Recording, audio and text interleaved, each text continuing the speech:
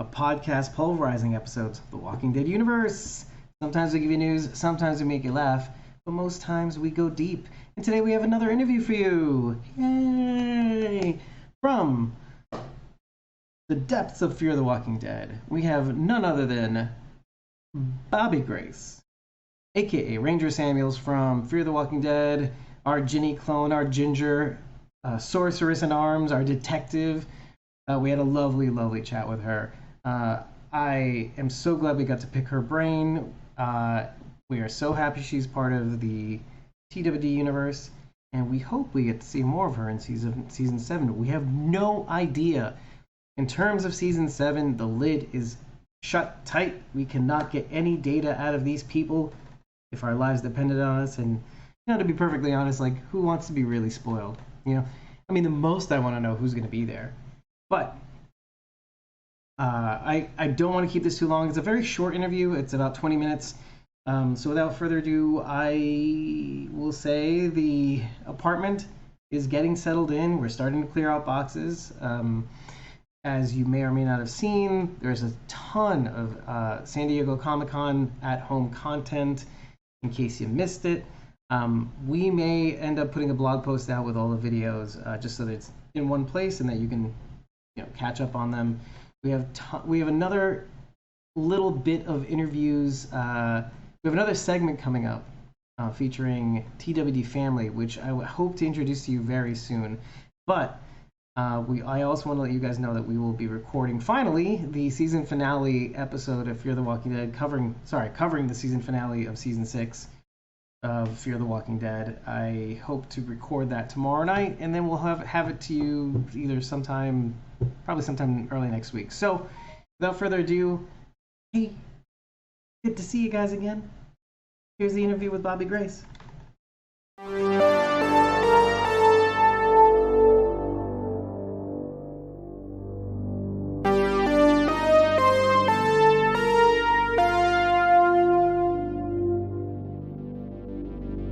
We are School Walking Dead, a podcast pulverizing episodes of the Walking Dead universe. Sometimes we bring you news, sometimes we make you laugh, most times we go deep. I'm Cosmo Mom09 Rachel B, and Charity Blazy Gardner is with me, and we are very excited to welcome a special guest with us here today. You know her as Ranger Samuels on Fear the Walking Dead. You can check her out in films such as Silk and Luna, which was filmed in Paris, France, and landed her the Best Principal Actress Award from the Los Angeles Film Review. You can also check her out in films such as Corruption.gov, Enemy of the Mind, The Twin, and Sin City, Dead Man's Alley. Bobbie Grace, thanks so much for joining us today. So happy to have you here with us. Thank you for having me. I'm very grateful. And we appreciate your interaction with the fans and how much you put into the fandom and everything. We appreciate that so much. It means a lot to us. What made you want to go into acting? I started out dancing. I fell in love with ballet and performing. And then my cousins and we would put on skits for our families. And just to see the joy in people's eyes and to make someone laugh. Watching movies as a little girl, that's what I want to do. Bring emotions and joy to people. You're doing a great job of it, too. I've enjoyed everything I've seen you in. Thank you. Do you enjoy going through the audition process? What are some things that you like, or maybe some challenges you faced? When I first started out, I was really nervous about it. But then as you start to do it, you realize that it's an opportunity to give a performance, to tell a story. And I love telling stories. I look at it as a chance to share and do what I love. With most auditions, do you get a script ahead of time and you have time to prepare, or when you walk in, do they hand you something that you're going to do? How does that usually work? Most of the time, you would get it ahead of time, a couple days ahead of time, and then you would put it on tape, or you'd go in person, depending on the circumstance. There are some times when it's a cold read, and those are fun as well. That's thinking on your feet and going in there and simply being and playing. Almost like improv. Oh my God, I love improv so much. Do you prefer the cold reads or preparing for the role that you plan on auditioning for? I love improv so much. It's so much fun to be in the moment and just kind of go with whatever is happening, because you never know. You could spill something and then you you have to just go with that. But then also receiving scripts and preparing for characters, I love that as well. I love to play detective. So when I'm searching for a script, just discovering like what my character's role in the story is, the relationships, what my character wants, to fully have this dynamic character that I can live and breathe in.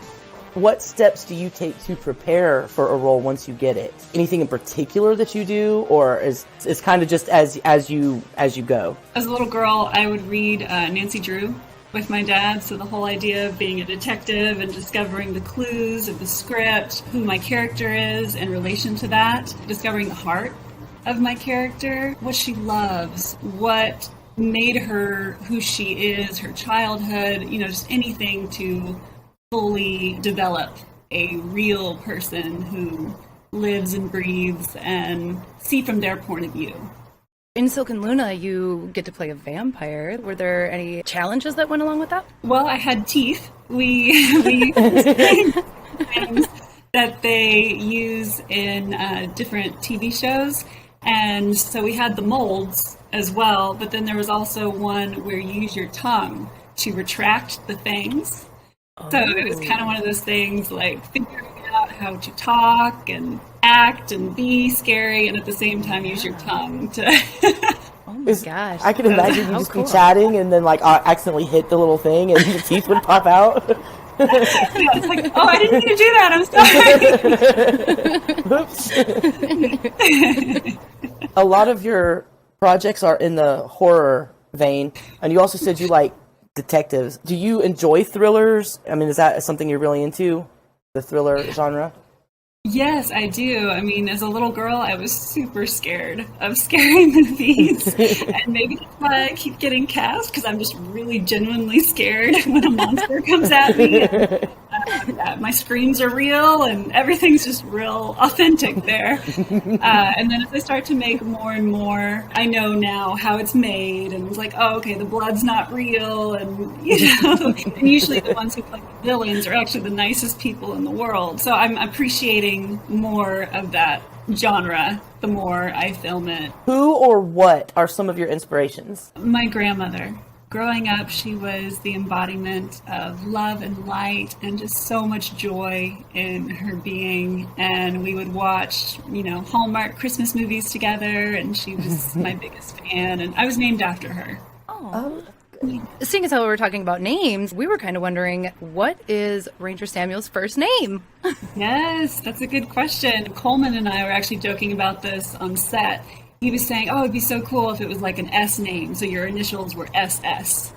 And I was like, oh, okay, well, what about like Samantha, is like her given name, but then when the apocalypse happens, she's like, oh, I'm a Sam now. Like, I'm tough. I can handle this. Sam I Samuels. like that. Sam Samuels. Yep. That sounds like a Wild West name. I like it. Six Gun Sam. Yeah. We have a fan question. This is from Jessica D. Did you create any kind of backstory for Samuels? What she did pre-apocalypse? How she joined the Rangers? Yes, I did. I did pages and pages of backstory. Just to share a little bit with you, she has a younger brother who she just loves deeply, and they get separated during the apocalypse. They lose their parents at a young age, so she kind of grows up very fast. So she gets into that survival mode, and Virginia promises to help her find her brother. That's kind of like her motivation. Okay, hold on a second. So is this something that you collaborated with on, or was this something that was developed in tandem, or something you just said, hey, can this be the thing? And then they go, yeah, that's the thing. No, it was just something that I created for myself to give my character motivation and to just kind of understand what kind of space she's in and why she does the things she does. I'm more impressed with that, actually, because I have a triple follow-up question. Has it always been the case that you are a fan of the work you are involved with, the universe that you're inhabiting? when you play your roles? You mean living and breathing as that character, understanding why they do the things they do, walk the way they walk, speak the way they speak. I gave Samuels a deeper voice than I normally have, just to assert authority. I did the audition with Craig Nye, who plays Hill, and he let me borrow his boots and his khaki pants to just let me get into that sort of more masculine feeling of just this woman who has to take care of herself and is just in deep survival mode. Even further than that, I love that answer, by the way. It seems as though, okay, just to kind of echo some of the things that were said earlier, it seems like you're like a fan of the show too. Yes. And so has that always been the case? Is it unique to Fear the Walking Dead, or? Yeah, well, I watched a little bit of The Walking Dead. I watched a few seasons of that and just absolutely love it. It's awesome. And then when I booked Fear the Walking Dead, I watched all the seasons. Oh my gosh, it's a phenomenal show. The characters, everything. It just, like, every episode takes my breath away. I'm like, oh, what? I think we feel the same. Yeah. Yeah. Other than Samuels, who is your favorite character in Fear? Oh no, that's such a hard question. Can I do like 3? Yeah. Or 4? Well, In order of preference. Just name them all. Just name them all. well, definitely Strand. I mean, he has a special place in my heart. Like, Coleman Domingo is a phenomenal actor, and he was so welcoming. I felt immediately like I was part of the family as soon as I walked on set, which is just wonderful. And Mo Collins, she's amazing. I love her so much. I watched her in Parks and Rec, and to see that character go from such an inspiration. And then Reuben Blades, oh my gosh, yeah, just watching him do his monologue, I was in awe. And that scene he did with Charlie, it just broke my heart. Being a fan of the show, did you have any idea what the fandom was like before joining the cast? Oh my gosh, you guys are amazing. I love how supportive you are, and your art and your post. I love you guys. You're so sweet and really make our day. You make our days. Yeah, you do. Very, very much. We're like a family. There's very little toxicity and very little strife in the fandom, and that's one of the reasons I love it. Well, depending on where you look. Yeah. Well, I was actually going to extend a thank you, because when you first kind of came on screen, I noticed first that, like, so you popped on some of our Instagram lives, and I kind of wanted to thank you for your input and for joining along and on our little analysis inputs, and I appreciate that so much. Oh yeah, I love listening to your inputs and finding out, and all the like hidden things that you guys find. Talk about being detectives. Yeah, we tend to dissect the episodes quite a bit. I was excited when Ranger Samuels came onto the scene because I just personally love seeing all the gingers on screen. Was it intentional to have Samuels kind of resemble Virginia at first? Because I think the first time we saw Samuels, it was like, hey, is that Virginia? I mean, what? So was that kind of an intentional thing? I don't know. That's a good question. That's another thing Coleman and I joked about. Maybe, when you joined her group and she took you under her wing, she was like, you have to dye your hair red and look like me. You're just kind of joking. The army of clones. The clone army. Not only are we dressing alike, but we're going to have the same hair. Did you get to pick out Ranger Samuel's hat? No, I didn't. When I walked in, they had a few options that I tried on. One was like a brown hat, and then one was also a baseball cap. And then there was the black hat with the emerald green trim. And I was like, oh, I love that one. I'm like secretly thinking in my head, oh, I hope I get to wear that one, but you never know what they're going to do. And then that morning I walked in, and sure enough, that was the hat they chose. I was like, yes! We noticed a lot of the hats had different colored bands on them, too. Is there a significance to that? That's another good question. I don't know. Not that they told you, anyway. No. I'm curious if you have any of your own insights or ideas. Well, I noticed, so during that scene, I had an emerald one, and Strand had a silver one, and it seemed kind of like he was the leader of me, so maybe he's a little higher ranking. After Jenny dies, of course, we see Samuels lose the band altogether. So was that a pretty significant change for her to say, I'm done with Jenny? Yeah. If you notice, her wardrobe kind of changed. Like, she's like, oh, I can wear what I want. I think even her hair was a little bit lighter. So she's just like, I'm Shedding I'm the done. gin. Better, right? I have another fan question. This is from Linda at Lindy_draws_fan art. Was there a prop that you used that you wanted to keep? a hat. I heard through the grapevine that the keys were hot commodities, that people wanted the keys. Yeah, those were super cool. Yeah, I wonder how many of those went missing.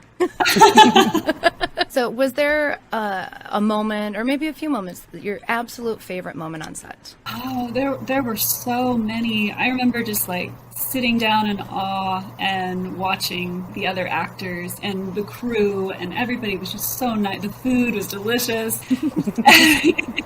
Everything, and just being in complete gratitude for being there and being around the caliber of actors that I was around. So I would have to say the people made it really special. So inspiring, and the advice they gave me is just priceless. Horses are a big part of season 6. Do you enjoy working with the horses? I do. I love horses. I grew up around horses, so I kind of felt at home on set. Like, you want me to be on a horse? Great. My horse's name was Lucky. Love. So I felt very lucky to be riding Lucky on set. We have another fan question. This is from AJ at AJGram17. He wants to know, who does Samuels think is a better leader for the Rangers, Ginny or Strand? Oh, goodness. Well, they're both very stylish leaders, aren't they? It's true. They got their True style that, game. yes. Well, I would assume Samuels would lean more towards Strand. She sees his plan and the wonderful group of people that are supporting him. And then also she sees kind of who Virginia truly is and the things that Virginia's been doing to people. And Samuels, if she does something wrong, she might be the next to go. You never know. So maybe she feels like she can survive a little bit more with Strand. And obviously Ginny didn't help Ranger Samuels find her brother, so she's not really trusting either. Her and siblings, they just aren't a good match. Right? No kidding. If you could team Samuels up with anyone from the Walking Dead universe, who would you like to team her up with? Carol. My He's Yes. favorite. girl's popular. All right, who else? Okay. It seems to be a common answer. Yeah. I mean, she's a badass, right? There are quite a few animals on set, actors and horses alike. What was it like working with Raja? Oh, Mark. Yes, such a sweet animal, and his meow was really powerful. Like, Oh. so cute. It's like, oh, you're meowing on cue. And it was Raja's birthday not too long ago, so I was gonna meet up with them, and my kittens want to give him some of their toys. Oh. So cute. A play date. Would you say that Raj is easier or more difficult to deal with than your human co-stars? Oh, well, I mean, Raja was in a cage most of the time. Oh. Yeah. Or like, what we carried him in to like hand over to Daniel. But, it is nice to have someone talk to you and Respond, right? Yeah. But I loved them both. Loved animals and people equally. We mentioned earlier that you have done short films. What is the difference between doing shorter films and working on something like Fear? I think with Fear, you have a big collaboration. There's a lot of people on set. Everybody kind of has their assigned thing that they're doing. Whereas a short film, people kind of wear multiple hats and do a lot of different things to help with the production, because it's a smaller production. Can you walk us through a typical day on set?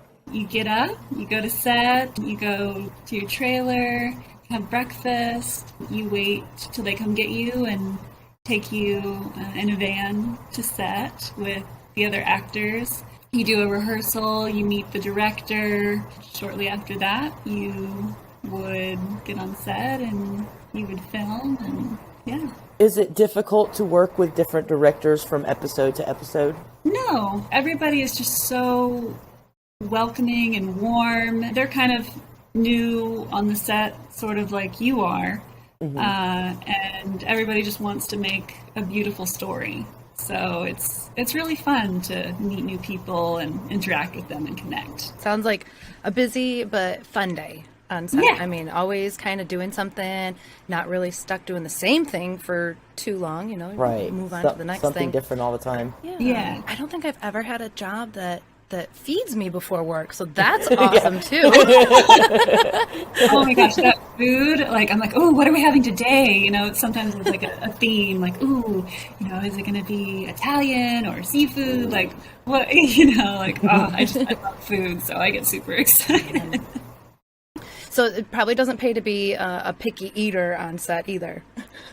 They have so many options. You're bound to find something that you love, for sure.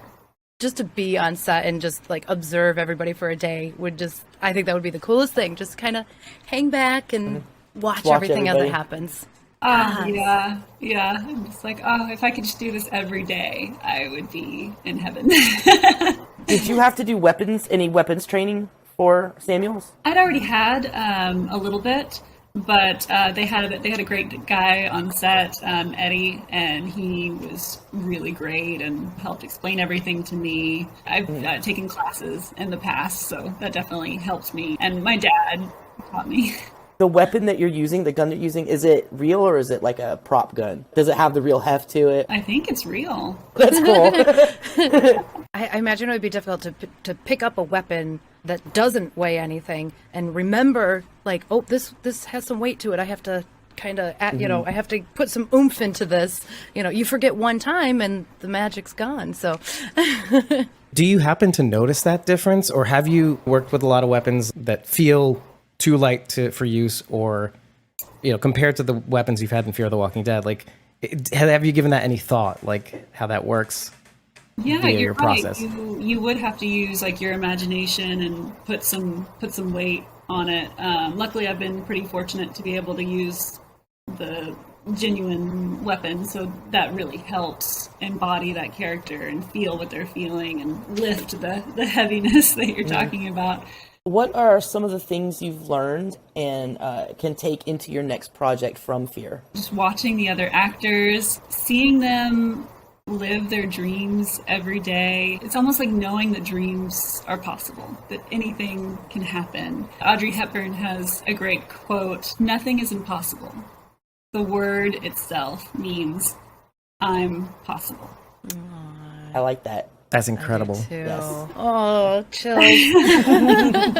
Bobbie, thank you so much for being here. Thanks so much for giving us your time. I cannot wait to see where Ranger Samuel goes in the next season. I have hope that she is someplace safe and that we will see her again. That's where my heart lies. So thanks so much for being here. Thank you for coming, Bobbie. We really appreciate it. Thank you for all the time you give the fans and for everything you do. We appreciate it. Thank you. Yeah, it was a joy speaking to you.